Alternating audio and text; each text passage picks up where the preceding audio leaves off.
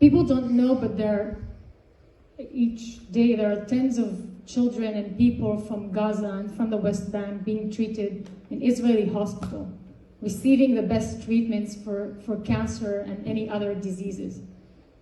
Israeli Jewish volunteers drive the parents back and forth from Gaza or from the West Bank. The niece of Ismail Haniyeh, who is the leader of Hamas, who is the brain behind this attack, she was hospitalized for a few months in Israel, just recently. We give the best possible treatment for everyone. And you know Judaism really values lives, right? Like, what is the first tenet? It's like, al tirtzach, right? Like, don't kill. We value life. We value human life. People don't know, but there are thousands of Gazan employees entering Israel every day to work through the Kerem Shalom checkpoint, right?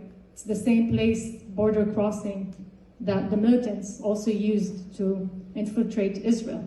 Thousands of them. They're working in Israel every day. Egypt didn't open its border to let the employment in. And they're calling Israel an apartheid. They're calling Israel making ethnic genocide. And this point is actually like puzzling for me, because 25% of the Israeli population is actually Arabs. Most of them are Muslims. More than 20% are Muslims. I'm one of them, right?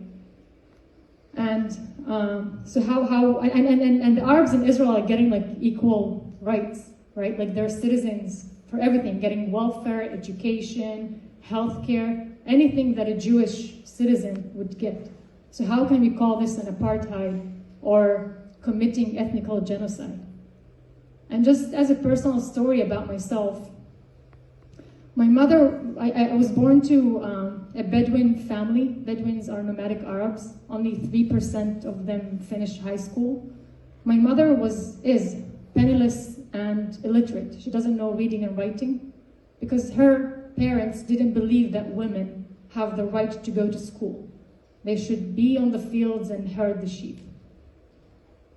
Israel, after it was founded, it forced all children to go to school. It's like mandatory. And it couldn't stand that there are girls who are not getting educated. So they forced them. They literally went to my grandparents' house and forced them to send the girls to school. This is why my only two younger aunts know reading and writing.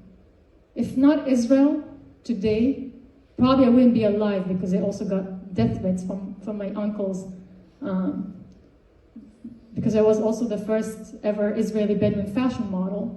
But obviously he could not kill me because like we're in Israel, right? Like it's not, like Israel protects women.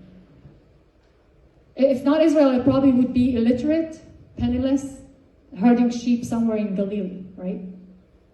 But I have electrical engineering degree. I have masters from Stanford University.